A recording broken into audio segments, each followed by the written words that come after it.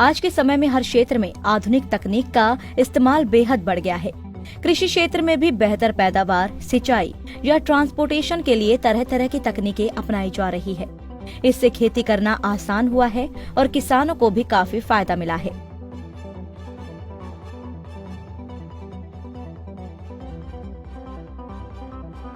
लेकिन क्या आप जानते हैं कि अब तकनीक इतनी ज्यादा उन्नत हो चुकी है कि खेती के लिए जमीन की भी जरूरत नहीं पड़ती है।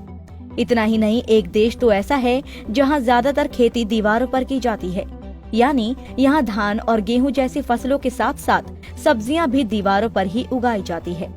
इस तकनीक को वर्टिकल फार्मिंग कहा जाता है, जो अब दुनिया भर में लोकप्रिय हो रही है।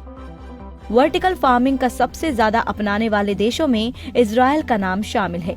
इसके पीछे वजह यह है कि इजराइल में खेती लायक ज्यादा जमीन नहीं है। जमीन की समस्या को दूर करने के लिए वहां लोगों ने वर्टिकल फार्मिंग को अपनाया है। वर्टिकल फार्मिंग की लोकप्रियता को देखते हुए इस क्षेत्र से जुड़ी कंपनियों ने अपना कारोबार भी बढ़ाया है। इजराइल की कंपनी ग्रीन वॉल के संस्थापक के मुताबिक उनकी कंपनी के साथ गूगल और फेसबुक जैसी बड़ी कंपनियां भी जुड़ी है, जिनके सहयोग से इजराइल में कई दीवारों पर वर्टिकल फार्मिंग तकनीक से खेती की जा रही है। आइए समझते हैं कि आखिर दीवारों पर कैसे होती है खेती।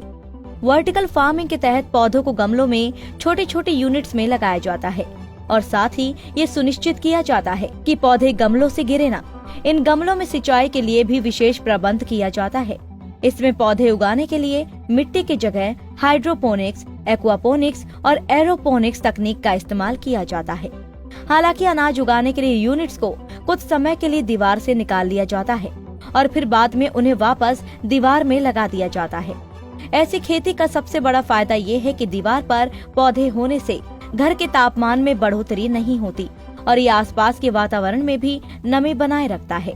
इसके अलावा इससे ध्वनि प्रदूषण का असर भी कम होता है।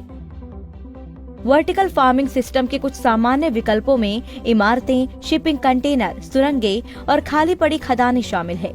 इजराइल के अलावा वर्टिकल फार्मिंग यानी दीवार पर खेती की तकनीक अमेरिका, यूरोप और चीन में भी तेजी से फैल रही है। भारत में भी इस तकनीक का इस्तेमाल बढ़ रहा है।